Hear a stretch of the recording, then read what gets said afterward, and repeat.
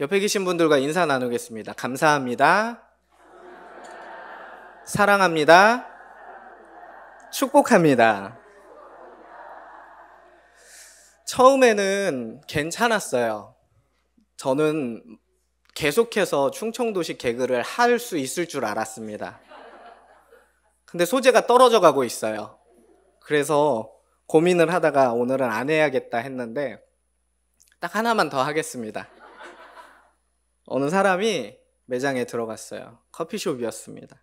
커피를 주문하고 점원이 보통 이렇게 묻잖아요. 혹시 영수증 필요하세요? 들어보셨죠? 그러면 보통 어떻게 대답하세요? 괜찮아요. 버려주세요. 혹은 뭐 주세요. 이렇게 하죠. 근데 그 충청도 사람은 이랬대요. 무거워요. 소재가 떨어진 게 느껴지죠? 이제 없습니다. 옆에 계신 분들과 이렇게 인사를 나눴어요. 감사합니다. 사랑합니다. 축복합니다. 이 사랑이라는 단어가 굉장히 자주 쓰이는 것 같아요. 요즘 더 그런 것 같아요. 연예인들이 부르는 노래에서도 그렇고요. 우리가 손으로 이렇게 뭐 있는 것처럼 하더니 갑자기 막 하트를 하고, 누군가를 좋아하거나 감동할 때, 가족이나 친구에게 고마움을 전할 때, 심지어 하나님의 은혜를 고백할 때도 우리는 이 사랑이라는 단어를 쉽게 꺼냅니다. 그러나 사랑이라는 말이 우리의 일상생활과 신앙생활에서 자주 사용되는 만큼 그 의미가 희석되기도 쉽습니다. 감정적 표현이나 입술의 고백에 머물러 있는 경우가 많기 때문입니다. 하지만 성경에서 말하는 사랑은 마음속의 감정이나 입술의 말로만 존재하는 것이 아니었습니다. 하나님께서 요구하시는 사랑은 반드시 구체적인 행동과 실천을 통해 나타나야 하며 성도의 전인격적인 헌신과 진실함을 포함합니다. 구약 성경은 사랑이 반드시 행동을 수반해야 한다는 것을 우리들에게 명확하게 가르쳐주고 있습니다. 신명기 6장 5절 말씀 한번 보겠습니다. 같이 읽겠습니다. 너는 마음을 다하고 뜻을 다하고 힘을 다하여 내 하나님 여호와를 사랑하라. 아멘. 우리의 삶을 통해, 우리의 삶 전체를 통해, 우리의 시간 24시간을 통해 너의 하나님을 사랑하라 라고 명령하고 계십니다. 여기서 우리는 하나님을 사랑하는 것이 마음속의 결단이나 감정적 다짐으로 끝나지 않음을 알 수 있습니다. 우리의 전 존재, 마음, 뜻, 그리고 힘과 목숨을 다하여 하나님을 사랑하는 행위로 우리의 삶에 드러나야 한다라고 권면하고 있습니다. 이는 우리의 신앙이 입술의 고백에 그치는 것이 아니라 실제 삶의 행동과 선택, 그리고 우리의 일상적인 삶의 자세를 통해 드러나야 한다라는 점을 강조합니다. 그러면 다시 한번 묻겠습니다. 옆에 계신 분들에게 사랑합니다 라고 하실 수 있겠습니까? 네, 오늘 설교 이걸로 끝내겠습니다. 좋습니다. 근데 준비한 게 있어서 더 해야 됩니다. 레위기 19장 18절에는 이런 말씀이 기록되어 있습니다. 같이 한번 읽겠습니다. 원수를 갚지 말며 동포를 원망하지 말며 내 이웃 사랑하기를 내 자신과 같이 사랑하라. 나는 여호와이니라. 아멘. 여러분, 손톱이나 발톱에 혹은 팔뚝이나 다리에 가시 박혀 본 적, 그런 경험이 있으신 적 있죠? 그때 어떠세요? 그냥 두세요? 썩을 때까지? 한 분도 그런 분은 제가 본 적이 없어요. 제일 먼저 가시에 찔리면 혓바닥을 갖다 대죠. 이게 진짜 가시인지 내가 착각하는 건지. 그리고 진짜 가시면 어때요? 바늘이나 쪽집게를 찾아다가 그걸 빼기 전까지는 남편의 전화도 받지 않죠? 왜 그렇죠? 내 몸은 소중하니까, 사랑하니까. 그만큼 이웃을 사랑하고 계십니까? 내 몸이 소중한 만큼, 나를 사랑한 만큼 내 남편, 내 아내, 내 자녀, 내 부모님, 그리고 내 이웃들을 사랑하고 계십니까? 구약 성경에서 하나님께서는 사랑을 의식적인 행위나 형식적인 제사보다 더 귀하게 여기십니다. 호세아 6장 6절에 이런 말씀이 있습니다. 같이 한번 읽겠습니다. 나는 인애를 원하고 제사를 원하지 아니하며 번제보다 하나님을 아는 것을 원하노라. 아멘. 우리가 예배를 잘 드린다고 해도 하나님을 사랑하는 마음이 없거나 이웃을 사랑하는 마음이 없으면 그 예배가 껍질뿐이라고 말씀하고 계십니다. 하나님 사랑하고 계시죠? 아까보다 대답이 좀 줄어들긴 했지만 부끄러워서 대답 안 하시는 거잖아요. 그렇죠? 하나님 사랑하고 계시죠? 이웃들도 사랑하고 계시죠? 아멘. 미가 6장 8절에서는 이렇게 하나님께서 우리에게 말씀으로 요구하십니다. 같이 한번 읽겠습니다. 사람아, 주께서 선한 것이 무엇임을 내게 보이셨나니 여호와께서 내게 구하시는 것은 오직 정의를 행하며 인자를 사랑하며 겸손하게 내 하나님과 함께 행하는 것이 아니냐. 아멘. 다 같은 얘기입니다.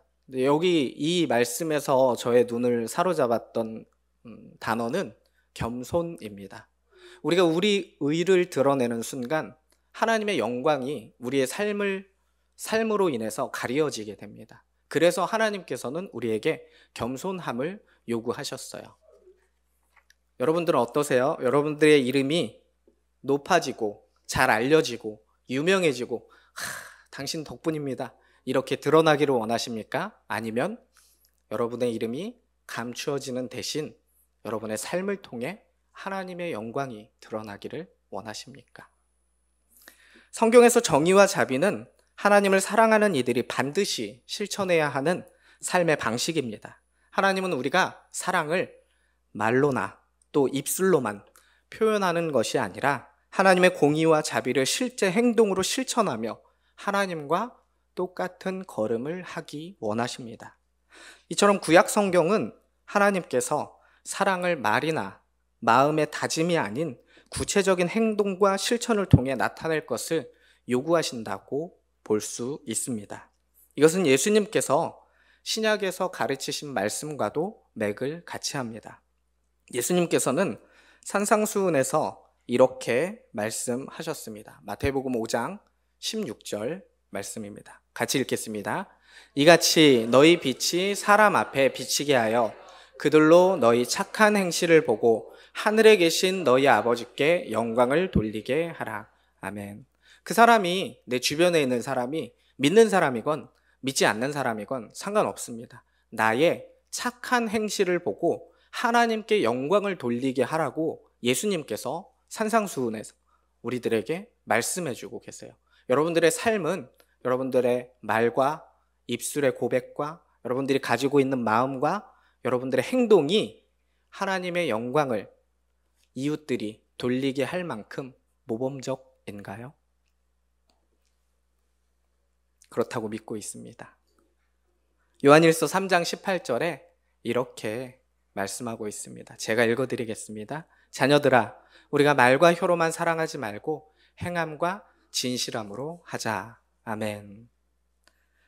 시대를 관통하는 글들이 있습니다. 그 글들은 역사적인 상황과 우리의 삶의 자리가 다르다 할지라도 우리들에게 깊은 감동을 줍니다. 마치 성경책처럼 말이죠. 수천 년 전에 쓰인 성경책이 시대의 흐름에 따라서 변화될 법도 하건만 받아들이는 우리가 어떤 삶의 자리에 있느냐에 따라서 다르게 받아들일 법도 하건만 그렇지 않죠. 여전히 이 성경은 우리들에게 경전으로 읽혀집니다. 그 이유가 무엇일까? 제가 곰곰이 생각해 봤어요. 시대를 관통하는 그 힘이 있을 텐데 그 힘이 뭘까 궁금해서 생각해 봤습니다. 저는 그게 진실함이라고 생각을 합니다. 사람 사이의 만남에서도 마찬가지예요. 우리가 단순히 피부 바깥으로만 느끼는 것이 아닌 그 사람과 나와의 대화에서 눈을 마주치고 고개를 끄덕이며 경청하고 진실하게 그 사람을 대한다면 우리의 삶의 자리 어떠하든지 상관없이 우리는 그 안에서 천국의 모형을 발견할 수 있을 줄로 믿습니다. 그래서 저는 여러분들이 옆에 계신 분들에게 감사합니다, 사랑합니다, 축복합니다 이렇게 축복의 말을 할 때 진실함으로 다가가면 좋겠습니다. 내 남편에게, 내 아내에게, 또 내 자녀에게, 내 부모님에게, 내 이웃에게 행함과 진실함으로 이번에 우리 교회에 이런 것들이 있어 하고 다가갈 수 있기를 바랍니다. 오늘날 우리 사회는 사랑을 말로는 쉽게 하지만 그 사랑의 실제 행동으로 이어지지 않는 경우가 참 많이 있습니다. 사람들은 사랑이라는 단어를 입에 쉽게 올리지만 정작 그 사랑이 구체적인 헌신과 희생을 필요로 할 때에는 외면하거나 무관심한 태도를 보이곤 합니다. 이러한 세상 속에서 우리는 성경의 가르침에 따라 사랑을 입술로만 고백하는 것이 아니라 행함과 진실함으로 사랑을 실천하는 삶을 살아야 하겠습니다. 하나님께서 요구하시는 참된 사랑은 우리의 일상 속에서, 이웃과의 관계 속에서, 그리고 사회와의 소통 속에서 나타나야 합니다. 그 사랑이 하나님을 기쁘시게 하며 우리의 신앙을 살아있는 것으로 만드는 원동력이 될 수 있기 때문입니다. 따라서 오늘 말씀을 통해 우리는 하나님께서 요구하시는 진정한 사랑의 의미를 다시 한번 깊이 생각해보고 우리의 삶에서 말과 행동이 일치하는 사랑의 실천을 다짐해야 할 것입니다. 행함과 진실함으로 라는 이 주제는 단순한 권면이 아닙니다. 그것은 하나님께서 구약과 신약을 통해 일관되게 성도인 우리들에게 요구하시는 삶의 태도이며 우리의 신앙을 살아있게 만드는 진정한 실천의 본질입니다. 오늘 이 시간을 통해 그 사랑의 의미와 실천에 대해 깊이 생각하고 우리의 삶 속에서 하나님을 향한 사랑과 이웃을 향한 사랑을 구체적인 행동으로 나타내는 삶을 다짐할 수 있기를 주님의 이름으로 소망합니다. 말씀을 준비하면서 고민이 됐어요. 전도가 왜 필요한지, 전도를 어떻게 해야 하는지, 누구에게 해야 하는지에 대해서 우리가 수요 예배와 금요 예배를 통해서 일관되게 설교를 해보자 하고 담임 목사님과 부목사님들 모여가지고 회의를 했습니다. 그런데 이게 선두주자는 괜찮아요. 할 얘기가 많습니다. 근데 후발주자들은 내용이 중복되는 거예요. 여러분 어때요? 전도 얘기 들으면 거의 뻔하잖아요. 그렇죠? 전도가 왜 필요한지, 성경에서 말하는 전도의 의미가 무엇인지. 그래서 고민이 되는 거예요. 첫 번째 고민은 충청도 개그를 어떻게 해야 할까? 두 번째 고민은 성경에서 말하는 전도를 어떻게 풀까? 그래서 저는 실제 생활에서 우리가 전도를 어떤 방법으로 할 수 있는지에 대해서 조금 고민을 해봤습니다. 첫 번째입니다. 하나님을 사랑하는 마음으로 이웃을 교회로 초청합니다. 이웃 사랑하는 마음도 있지만 첫 번째는 하나님을 사랑하는 마음입니다. 하나님께서는 우리에게 신명기 6장 5절 말씀에서 말씀하셨듯이 마음과 뜻과 힘을 다해 하나님을 사랑하라고 명령하셨습니다.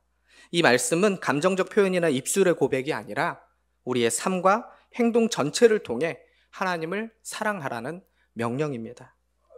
그러니까 우리가 전도를 할 때 이웃을 사랑하는, 안타까워하는, 함께 구원의 자리로 초청하는 그런 마음도 있지만 그것보다 먼저 우리 마음에 있는 것은 우리에게 구원의 은총을 베풀어 주신 하나님을 목숨을 다해 사랑하는 그런 의미가 담겨 있습니다.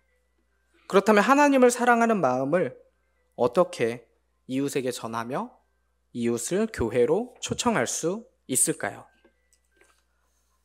우리는 먼저 이웃과의 관계를 맺는 일에 힘써야 합니다. 얼마 전에 만난 한 목사님께서 이런 얘기를 저에게 하셨어요. 요즘 교회는 기능적으로 잘 완성된 형태의 목회자를 선호하는 것 같다. 설교도 잘하고 또 기획도 잘하고 찬양도 잘하는, 기능적으로 잘 기능하는 목회자를 선호하는 것 같대요. 저는 선배 목사님이어서 아무 말씀도 드리진 않았지만 그 의견에 동의하지 못했습니다. 왜냐면 우리 교회만 봐도 점심시간에, 예전에는 부담스러워 했는지도 모르겠지만 요즘은 담임 목사님 언제 오시나 이렇게 쳐다보시는 성도분들이 많아요. 여전히 관계 맺는 것을 갈망하고 갈급해하는 성도들이 많다라는 것을 느낄 수 있었습니다. 신방의 형태는 달라졌어요. 예전에는 방 문을 일일이 목회자들이 들여다봤죠. 그래서 신방이었대요. 요즘은 그렇게 하지 않아요. 어떻게 해요? 목회자들이 접근할 때 신방 어려우세요? 그러면 커피숍에서 커피 한잔 할까요? 이렇게 얘기합니다. 이것도 신방이에요. 포장지가 달라졌을 뿐이죠. 근데 그것을 받아들이는 성도님의 입장에서는 무엇이 필요한가? 이 목회자와 관계성을 갖고 싶다. 만남을 통해 관계를 증진시키고 싶다. 이런 것을 말로 표현하지 않아도 저희들이 느껴지거든요. 저만 느끼는 거 아니죠? 다 그렇게 하고 계시죠? 목사님께서 이렇게 둘러보실 때 수요 예배도 끝나고 나면 다 둘러보세요. 제가 생소한 얘기 하는 건가요? 그렇게 하고 계시죠? 그래서 동의하지 못하겠더라고요. 기능적으로만 잘 기능하는 목회자를 원하는 게 아니다. 현대의 성도들도, 이 판교에 사는, 도시에 사는 성도들도 여전히 목회자와의 관계를 원하고 있구나라고 깨닫게 되었습니다. 미국의 영성학자이자 작가인 리처드 포스터는 영적 훈련과 성장이라는 그의 책에서 이렇게 서술하고 있습니다. 관계는 영적 성장의 중요한 도구이며 그 안에서 우리는 하나님의 은혜를 서로에게 나누게 된다. 여러분들 속내 아무에게나 털어놓지 않잖아요. 관계가 잘 형성된 사람에게 털어놓지 않습니까? 여러분들의 아픈 부분, 기도의 제목, 피상적으로 만나는 목회자에게 털어놓지 않아요. 누구에게 털어놓습니까? 담임 목사님께, 또 사모님께, 교구 목사에게 털어놓죠. 관계가 그런 것 같아요. 예수님께서 요한복음 4장에 사마리아 여인과 만나는 대목이 있습니다. 만날 이유가 없으셨어요. 사마리아 지역으로 유대인들은 지나다니지 않았거든요. 그런데 사마리아 여인은 물을 길러 정오에 나왔습니다. 그 떼약볕 밑에서 땀을 뻘뻘 흘리며 물을 길어야 되는 거예요. 왜? 남편이 5이나 있었거든요. 아무도 인정해주지 않고 손가락질하고 욕하던 그런 사람이었습니다. 그러니까 사람들의 눈길을 피해서 물을 길러 그 시간에 가야 했겠죠. 하필 그 시간에 예수님은 가지 않아야 될 그 지역을 일부러 가십니다. 왜? 그 여자를 만나서 관계를 증진시키기 위함이었습니다. 제가 지난 4월에 이사를 했어요. 근데 떡 돌리는 문화가 요즘은 없잖아요. 근데 통로에 같이 사는 분들한테 어떻게 하면 저 분들의 마음이 층간소음이 발생해도 내 문을 두드리지 않을까를 고민했어요. 그러다가 조그맣게 채소를 소포장해서 문고리에 다 걸어두고 포스트잇에 붙였습니다. 저 몇 호 사는 사람입니다. 조그맣게나마 여러분들에게 사랑을 나누고 싶었어요. 전하고 싶었습니다. 이렇게 메시지를 써서 붙였거든요. 그러니까 제가 4층인데 7집에 그렇게 했어요. 그랬더니 피드백이 오더라고요. 전 냉랭해서 이런 거 왜 보내냐고, 남들이 주는 거 안 먹는다고 이렇게 반응하리라고 생각했거든요. 그냥 제 착각이에요. 제가 가지고 있는 편견입니다. 여전히 사회는 따뜻하고요. 안타깝게도 우리 그 집 호에 교회가 새 에덴교회입니다. 얼른 한신교회로 바꾸도록 하겠습니다. 자, 그 다음으로 우리는 작은 섬김을 통해 사랑을 전할 수 있어야 합니다. 작은 섬김은 이웃에게 진정한 관심을 보이는 구체적인 행동입니다. 예를 들어서 아침에 이웃에게 따뜻한 인사와 미소를 전하고 필요할 때 도움을 주는 것이 작은 섬김의 시작이 될 수 있습니다. 여기 앉아 계신 분들은 앞집에 누가 사는지 마주쳤을 때 인사하고 엘리베이터도 잡아주고 그런 삶을 살고 계시죠? 네, 좋습니다. 따뜻한 작은 섬김, 돌아오는 주일에 바자회가 있습니다. 여러분들의 작은 섬김으로 많은 연탄을 따뜻한 이웃에게 나누어 줄 수 있습니다. 동참해 주시기를 바랍니다. 헨리 나우엔이라는 분이 있어요. 이분이 상처 입은 치유자라는 책에서 이렇게 고백했습니다. 사랑은 행동으로 나타나야 한다. 그렇지 않으면 그 사랑은 공허하다. 우리가 사랑한다고 입술로만 고백하지 않고 우리의 마음을 보여주기 위해서는 반드시 행동을 해야 한다는 그런 주장입니다. 그렇지 않을 때 그 사랑의 고백 속에 담겨 있는 것은 아무것도 없을 수 있습니다. 마지막으로 이웃을 초대할 때 함께하는 마음으로 다가가야 합니다. 그 사람이 만약에 교회에 왔는데 아무도 몰라요. 초대한 나 말고. 근데 여러분들 사역이 바빠가지고 혹은 다른 반가운 사람을 만나서 이야기 나눈다고 그 사람을 방치에 가깝게 둔다면 그 사람은 앞으로 다시는 교회로 발걸음을 하지 못할 수도 있습니다. 어떻게 해야 돼요? 끝까지 그날은 책임져 줘야 돼요. 푸드트럭에 가서 같이 먹을 것도 사 먹이고 커피도 마시고 밥도 먹으면서 눈을 마주치고 이야기에 귀를 기울이고 그 사람의 필요가 뭔지 민첩하게 반응하고 알아차려야 됩니다. 그런 매뉴얼을 만들기 위해서 목회팀에서도 지금 머리를 맞대고 고민하고 있어요. 새가족팀도 구성하고 있죠. 네, 그렇다고 합니다. 교육국도 새 친구들이 왔을 때 낯설음을 느끼지 않게 어떻게 하면 이 날이 천국 축제구나, 기쁨이 있는 날이구나, 교회에 오면 즐겁구나 하는 것을 아이들에게 느낄 수 있게 할까 고민하면서 기도하면서 준비하고 있습니다. 그러니까 여러분들이 누군가를 교회에 데려오면 그날 하루는, 적어도 그날 하루는 처음부터 끝까지 책임을 져주시기를 바랍니다. 사도 바울은 이렇게 고린도전서 9장 22절에 고백하고 있어요. 같이 한번 읽겠습니다. 약한 자들에게 내가 약한 자와 같이 된 것은 약한 자들을 얻고자 하며, 내가 여러 사람에게 여러 모습이 된 것은 아무쪼록 몇 사람이라도 구원하고자 함이니. 아멘. 손주를 보는 권사님들의 모습을 보면 종종 그런 생각이 들어요.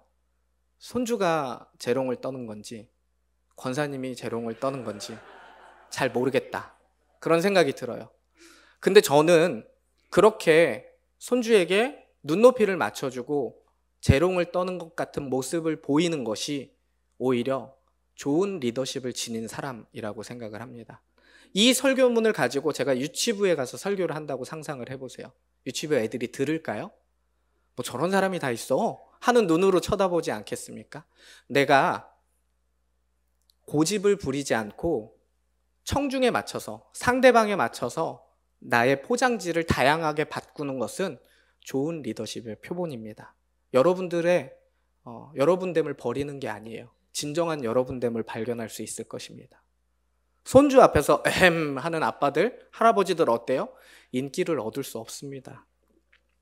그러니 여러 모양으로 여러 사람에게 다양한 방법으로 친교하시기를 주님의 이름으로 소망합니다. 두 번째입니다. 이웃을 사랑함으로 그들을 교회로 초대합시다. 레위기 19장 18절에서 하나님께서는 우리가 이웃을 사랑하기를 자신처럼 하라고 명령하십니다. 이웃을 사랑하는 것은 감정적 동정이나 연민에 그치지 않고 실제적인 관심과 행동을 통해 그들에게 다가가는 것을 의미합니다. 그렇다면 어떻게 이웃을 사랑하는 마음으로 그들을 초대할 수 있을까요? 이웃의 필요와 관심사에 민감하게 반응해야 합니다. 오스트리아 출신의 미국 사회학자 피터 버거는 그의 저서 현대사회의 종교에서 사람들이 종교를 찾는 것은 의미와 연결성이라고 주장했습니다. 이웃의 삶에서 그들이 의미를 찾고자 하는 부분이나 관심을 가지는 주제에 대해 대화를 나누고 그들의 필요를 이해하려는 노력이 중요합니다. 목사님, 저는 말주변이 좀 없어서 어떻게 대화해야 될지 감을 잡을 수 없어요. 눈만 껌벅껌벅 하다가 올 때가 많아요. 이런 분들도 분명히 있을 거예요. 성향에 따라서 다르니까. 제가 한 가지 팁을 드리자면, 대화의 물꼬를 트는 좋은 방법은 그 사람이 하는 말에 꼬리를 잡는 겁니다. 트집 잡는 게 아니고, 오늘은 제가 원피스를 입었어요. 그러면 말 돌리지 마시고, 원피스요? 무슨 색이죠? 어떻게 사셨어요? 어디에서 사셨어요? 원래 원피스를 자주 입나요? 이렇게 꼬리를 무는 거예요. 그렇게 하다 보면 1시간도 떠들 수 있습니다. 저는 1시간까지는 못 떠듭니다. 네. 또 예를 들어 이웃이 인생의 방향을 잃고 방황하고 있거나 어려운 상황 속에서 도움을 필요로 한다면 그들의 마음에 공감하고 교회의 역할과 하나님의 사랑을 소개할 수 있습니다. 우리가 다 힘든 시절을 겪었잖아요. 본인의 경험을 얘기해 주면 됩니다. 그런데 교회에서 공동체 신앙생활을 통해서 위로받고 힘을 얻고 함께 기도했더니 하나님께서 응답해 주셨어. 이렇게 실제 생활에서 펼쳐진 나의 삶을 이야기하면 귀가 솔깃해지는 그런 부분들이, 그런 지점들이 분명히 있을 겁니다. 이렇게 그들의 필요와 관심사에 민감하게 반응함으로써 우리는 자연스럽게 교회로 초대할 수 있는 기회를 마련할 수 있습니다. 두 번째, 교회 밖에서 먼저 이웃과 친밀한 교제를 나누어야 합니다. 여러분들 전도축제를 위해서 작정 다들 하셨죠? 혹시 전도 축제 때 초대하려고 바깥에서 이미 만나신 분 한번 손들어 보시겠어요? 네, 좋습니다. 우리의 전도가 어려운 이유가 여기에 있습니다. 기도하는 거 좋아요. 준비하는 거 좋습니다. 그러면 사전 작업을 하셔야죠. 어떻게 하셔야 돼요? 내 카드를 들고 가서 커피를 사주셔야 됩니다. 전도에 대한 얘기 한마디도 하지 마세요. 오늘 네가 생각났어. 커피 한잔 할래? 커피는 한스에서 꼭 드시길 바랍니다. 우리 교회가 보이는. 그러면 이제 거기서 마주치면, 여기 계신 분들이 거기서 마주치면 이러겠죠? 너도? 나도. 이렇게. 죄송합니다. 네. 꼭 사전 작업을 하셔야 됩니다. 나 커피 마실 시간 안 돼. 그럼 오늘 밥 먹자. 네가 되는 시간에 내가 맞출게. 이렇게 하셔야 됩니다. 교회 밖에서 먼저 이웃과 친밀한 교제를 나누시길 바랍니다. 제가 휴가를 같이 가는 멤버들이 있어요. 전혀 신앙생활을 하지 않을 뿐더러 그 사람은 불교 신자입니다. 지금 6년째 같이 다니는데 단 한 번도 교회 가자라는 얘기를 안 했어요. 제가 무책임한 게 아니고 싸우기 싫어서. 불교 신자가 저에게 야 오늘 템플 스테이 한대 같이 갈래? 그럼 저 싸우자는 얘기로 인식하거든요. 그렇잖아요. 근데 끊임없이 보여줍니다. 6년 동안 섬기는 모습, 따뜻한 모습, 경청하는 모습. 사실 성질 같아서는 그렇게 행동하고 싶지 않을 때도 있어요. 그런데 내 행동으로, 내 말로 인해서 혹시라도 하나님의 영광을 가리게 될까 봐. 이 사람이 지금 이 사람의 마음밭에 씨가 뿌려지고 있는 중인데 나의 잘못된 행동과 말로 인해서 그 씨가 생명을 잃게 될까 봐 노심초사하면서 기도하는 마음으로 만나고 먹이고 축복하고 그러고 있습니다. 6년째 그러고 있어요. 조지 뮬러 목사님은 돌아가시고 난 후에 기도에 응답받았대요. 언제 응답받게 될지는 모르겠지만 되게 괜찮은 사람이거든요. 다만 불교 신자일 뿐이지. 그래서 그 친구를 위해서 기도하고 있습니다. 여기 판교 테크노밸리 회사 다녔었대요. 근데 한신교회가 어디 있는지 몰랐었다 하더라고요. 저 때문에 알게 되었대요. 네, 그렇게 기도하고 있습니다. 세 번째, 이웃에게 긍정적인 교회 경험을 제공해야 합니다. 여러분들 이웃들 만나죠? 가장 가까이에는 내 남편, 내 아내를 만납니다. 교회에 대해서 좋은 얘기 하세요? 나쁜 얘기 하세요?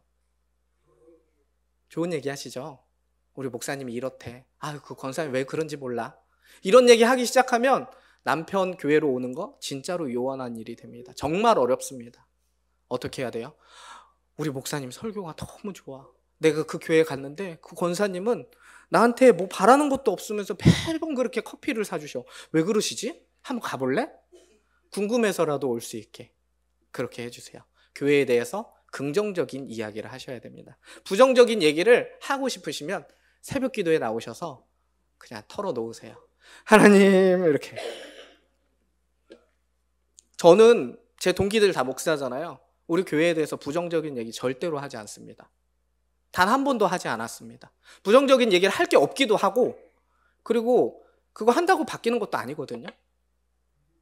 우리 친구들이 한신교회 진짜 좋은 교회구나, 부럽다, 저 교회 가고 싶다, 이런 생각이 들 수 있도록 그렇게 말과 행동을 조심하고 있습니다. 진짜입니다. 세 번째, 하나님의 정의와 자비를 실천하며 이웃을 교회로 인도하시기 바랍니다. 하나님께서는 미가 6장 8절에 이렇게 명령하셨습니다. 사람아, 주께서 선한 것이 무엇임을 내게 보이셨나니 여호와께서 내게 구하시는 것은 오직 정의를 행하며 인자를 사랑하며 겸손하게 내 하나님과 함께 행하는 것이 아니냐. 아멘. 구체적인 실천 방안 첫 번째, 도움이 필요한 이웃을 적극적으로 섬기는 것입니다. 모른 척하고 못 들은 척하고 눈 감고 지나치지 마시기 바랍니다. 반드시 도움이 필요한 이웃이 있다면 적극적으로 섬겨 주시기 바랍니다. 두 번째, 교회의 역할과 의미를 명확하게 전달하는 것이 중요합니다. 교회는 파괴하는 곳이 아닙니다. 생명을 다시 살리는 곳입니다. 교회는 놀이하는 곳이 아닙니다. 교회는 예배드리는 곳입니다. 사람을 찬양하는 곳이 아니라 하나님을 찬양하는 곳입니다. 이 교회의 분명한 목적과 의미를 잘 전달할 수 있어야 합니다. 그리고 교회에서의 소속감을 느낄 수 있도록 환영해야 합니다. 교회를 떠나는 성도와 떠나지 않는 성도, 이렇게 두 가지 부류가 있다고 가정할 때 어떤 사람들이 교회를 떠나지 않을까요? 저는 한신교회가 내 교회다, 내가 가긴 어딜 가? 하는 분명한 자기 정체성이 있는 사람은 교회가 어떤 시끄러운 문제에 봉착한다 할지라도 절대로 교회를 떠나지 않으리라 확신합니다. 그런 의미에서 여러분들은 이미 승리하신 분들입니다. 독일 신학자 디트리히 보네퍼는 그의 책 신도의 공동생활에서 이렇게 고백하고 있습니다. 교회는 그리스도의 몸으로서 그 안에서 우리가 서로의 짐을 지고 사랑으로 나누는 공간이다. 교회가 그리스도의 몸이라고 합니다. 그러면 성도는 몸된 교회의 각 지체입니다. 손가락이 만약에 발가락더러 너 냄새나, 너 없어도 되는 존재인 것 같아, 이러면 어떻게 돼요? 그 다음부터 손가락은 움직일 수 없게 됩니다. 왜? 식당을 가려고 해도 발가락이 있어야 움직일 거 아닙니까? 성도의 신앙생활에서도 이와 마찬가지입니다. 내 눈으로 봤을 땐 불필요한 존재 같고 없어야 될 것 같은 존재라 할지라도 하나님의 눈으로 보면 모두 그리스도의 몸된 교회의 사랑스러운 지체인 줄로 믿습니다.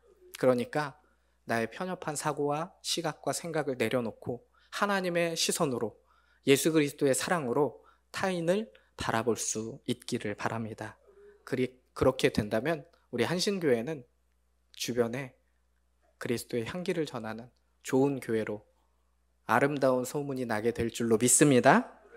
사랑하는 성도 여러분, 행함과 진실함으로 사랑을 실천하며 이웃을 교회로 초대하시기 바랍니다. 전도축제 얼마 남지 않았습니다. 사전 작업하시고 미리미리 연락 돌리시고 커피와 밥을 먹여서 그 사람이 오지 않으면 마음에 부담이 될 정도로 잘 해주시기 바랍니다. 여러분들이 말을 많이 하기보다 말을 많이 들으시기 바랍니다. 그들의 필요가 뭔지 민첩하게 알아차리고 눈을 마주치고 고개를 끄덕이면서 내가 이번에는 불편해서라도 한신교회 한번 가야겠다 하는 생각이 들 정도로 최선을 열심을 다해 주시기를 주님의 이름으로 소망합니다. 함께 결단송 나눈 후에 우리 전도축제를 위한 기도회 짧게 갖겠습니다.